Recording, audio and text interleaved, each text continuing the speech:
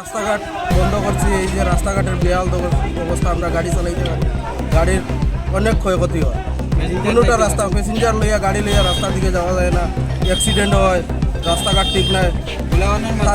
তারপর থেকে ধর্মনগর অবধি রাস্তার বেহাল এর লাগে আমরা রাস্তা বন্ধ করছি। কোন রাস্তা বেশি খারাপ?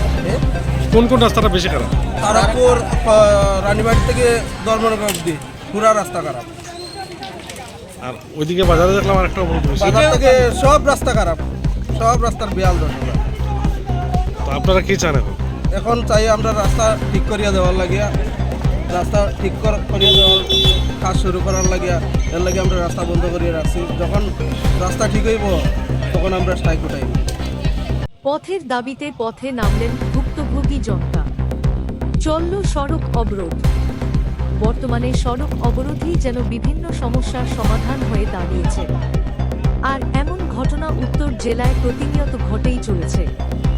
আজও উত্তর জেলার কদমতলা ব্লক এলাকার বিভিন্ন গুরুত্বপূর্ণ সড়কের দীর্ঘদিন ধরে বেহাল অবস্থার প্রতিবাদে বৃহস্পতিবার সকাল 10টা থেকে কদমতলা অটোস্ট্যান্ড সংলগ্ন তেমাথা এবং সবজি বাজারের 40 দ্রোণ সড়কের মুখে পথ অবরোধে সামিল হন বিএমএস শ্রমিক সংগঠনের সদস্যরা, অটোচালক, ই-রিকশা চালক, যানবাহনের মালিক এবং এলাকার সাধারণ মানুষ। বিক্ষোভকারীদের অভিযোগ, কদমতলা রানীবাড়ি সড়ক, কদমতলা বাজার থেকে 40 দ্রোণ ভায়া তারকপুর, সরসপুর সড়ক এবং কদমতলা ধর্মনগর মূল সড়কের প্রায় 90% অংশ বর্জ্যে পরিণত হয়েছে।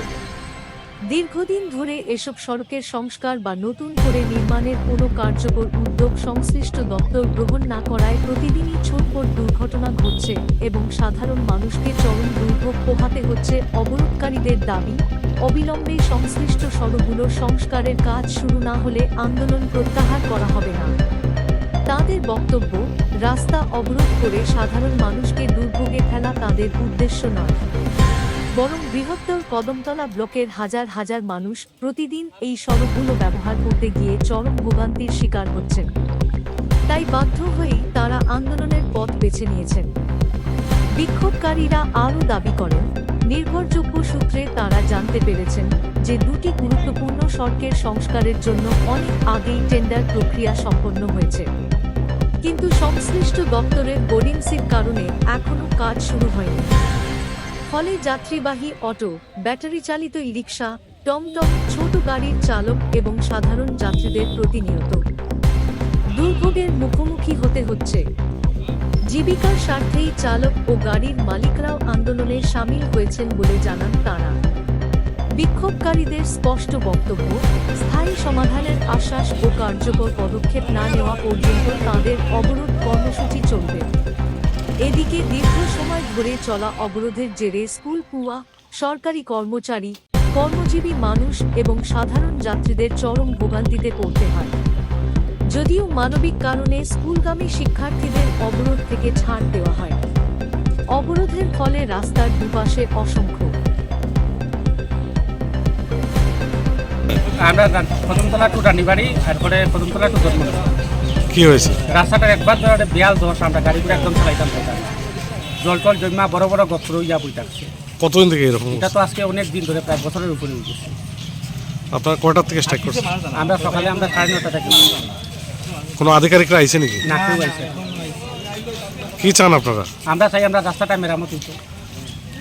মেরামত নাই, আমরা আর এই রাস্তাটা মানে আজকে বিগত দিন তো তারকপুরের রাস্তাটা, ধর্মনগর রোড এবং তারকপুর যেটা রানীবাড়ির রোড আছে এবং 40 দিনের রাস্তাটা বেহাল অবস্থা। আজকে প্রায় 7-8 মাস তো 1 বছরের উপরেও হইব এই রাস্তাটা। তো আমরা সরকারের বিপক্ষে নাই, আমরা সরকারের পক্ষে, কিন্তু আমরা দাবি হইল কি আমরা রাস্তাটা সম্পূর্ণ করিয়া দেওয়ার লাগিয়া আজকে আমরা পুরা ইউনিয়ন সহ পুরা কদমতলাবাসী আমরা এই বন ডাকছি, আজকে স্ট্রাইকটা ডাকছি। এটাই আমরা দাবি ত্রিপুরার মুখ্যমন্ত্রীর কাছে, যে আগামী দিন যাতে আমরা এই দাবিটা মানার জন্য। রাস্তাঘাট বন্ধ করছি। এই যে রাস্তাঘাটের বেহাল অবস্থা, আমরা গাড়ি চালাইতে পারি, গাড়ির অনেক ক্ষয়ক্ষতি হয়। কোনোটা রাস্তা প্যাসেঞ্জার লইয়া গাড়ি লইয়া রাস্তার দিকে যাওয়া যায় না, অ্যাক্সিডেন্ট হয়, রাস্তাঘাট ঠিক নাই। তারপর থেকে ধর্মনগর অবধি রাস্তার বেহাল এর লাগে আমরা রাস্তা বন্ধ করছি। তারকপুর রানীবাড়ি থেকে ধর্মনগর অব্দি পুরা রাস্তা খারাপ, বাজার থেকে সব রাস্তা খারাপ, সব রাস্তার বেহাল দশা। এখন চাই আমরা রাস্তা ঠিক করিয়া দেওয়ার লাগিয়া, রাস্তা ঠিক করিয়া দেওয়ার কাজ শুরু করার লাগিয়া, এর লাগে আমরা রাস্তা বন্ধ করিয়া রাখছি। যখন রাস্তা ঠিক হইব তখন আমরা স্ট্রাইক উঠাইব। কদমতলা এই ত্রিমুখী থেকে, যেমন এই কদমতলা থেকে ধর্মনগর, কদমতলা থেকে রানীবাড়ি, এই দুইটা রোড আজ বিগত কমসে দুই বছর, 1.5 থেকে 2 বছরের মধ্যে কোনো কাজ হয়নি। ওই রাস্তা এত গর্ত রাস্তার মাঝে যে সাধারণ মানুষ এবং অন্য গাড়িগুলা যানবাহন চলাচল করতে খুব অসুবিধা হয়।